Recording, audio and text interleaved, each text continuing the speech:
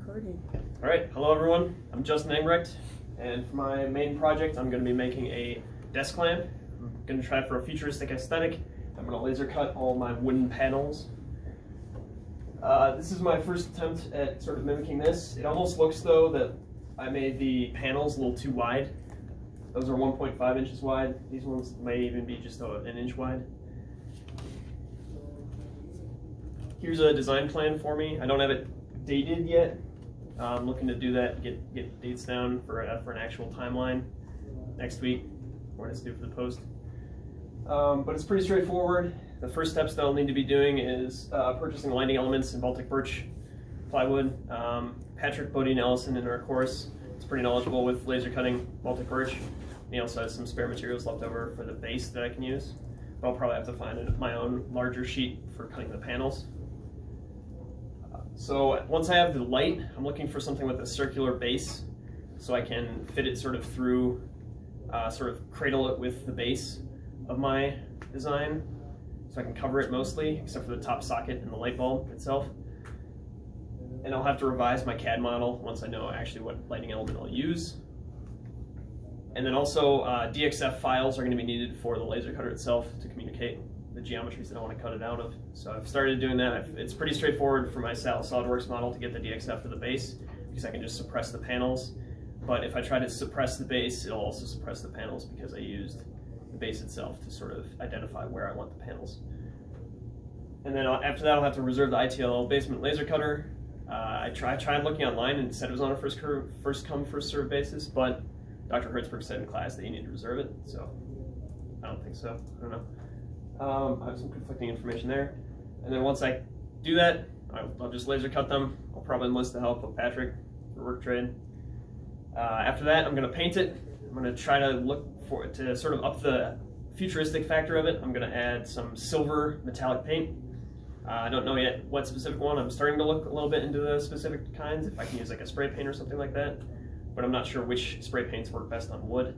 And also, the site that I sort of got the idea from, like the aesthetic inspiration from, recommended using a gray primer underneath it, but they were also spray painting much larger furniture, so I'm not sure if it'll be necessary in my case.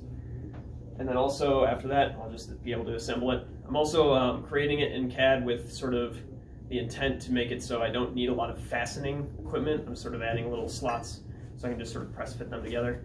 But I will need to account for the layers of paint and other tolerances to make sure it fits snugly together, but not too tight.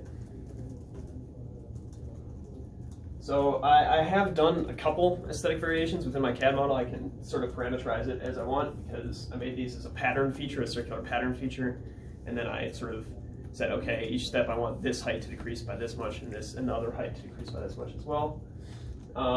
So I kind of like the steeper sort of gradient on the panels themselves at the top. I feel like this isn't a very steep gradient in terms of heights decreasing as it goes inward. But I also thought of, so this one has 30 panels. I could do that, especially if I'm gonna decrease the width of it to match that to 1 inch. This is 1.5 inch wide. And then I also toyed with the idea of making them even wider with 2 inches. I'm still not sure what I like, but it's easy enough to change it moving forward. So I'm still kind of messing around with the aesthetics when it comes to the geometry of the panels itself.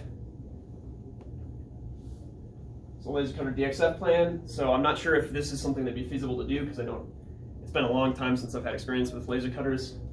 But in order to minimize waste, I sort of hope to lay it out like this. I'm not sure if that's possible.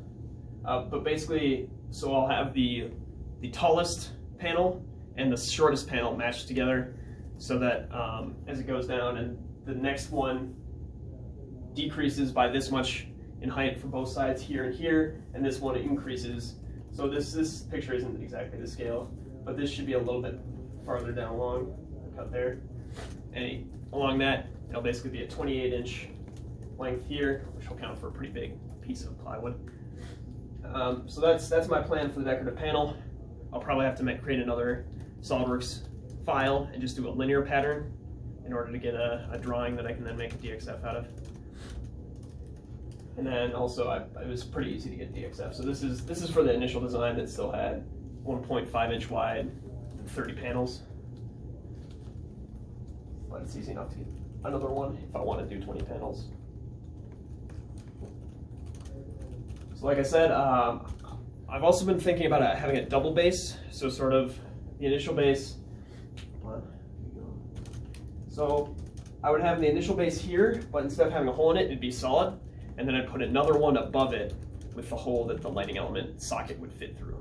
And that's the idea that I think I'm going to roll with. If I do that, I'll have to account for that because this one and this model as it is, this panel is pretty close with I guess the press fit. So I'd have to sort of bring up the height a bit on this one, but that'll actually match this a little bit better.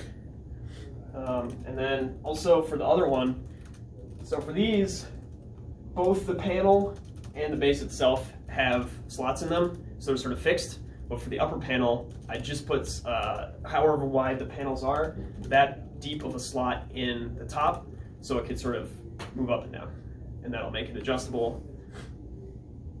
So whatever, if it's a weird height for the lighting element itself, it shouldn't be an issue.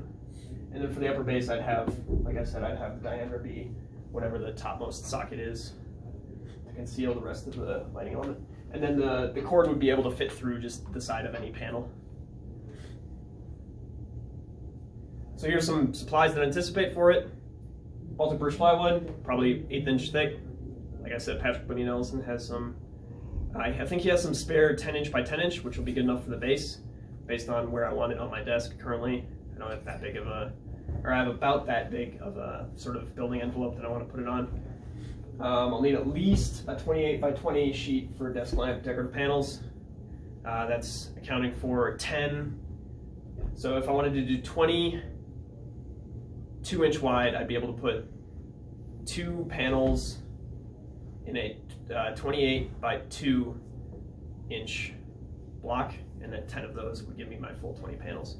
But I can toy with that. I could go 28 by 30 if I wanted to do, I don't know, 31 inch panels. Or no, 32 inch panels, that would account for because I'm doing 2 per panel. And then metallic silver paint, still not sure what specific one I want yet. And like I said, I plan to use the ITL's laser cutter. That's all I had for my presentation. Thank you.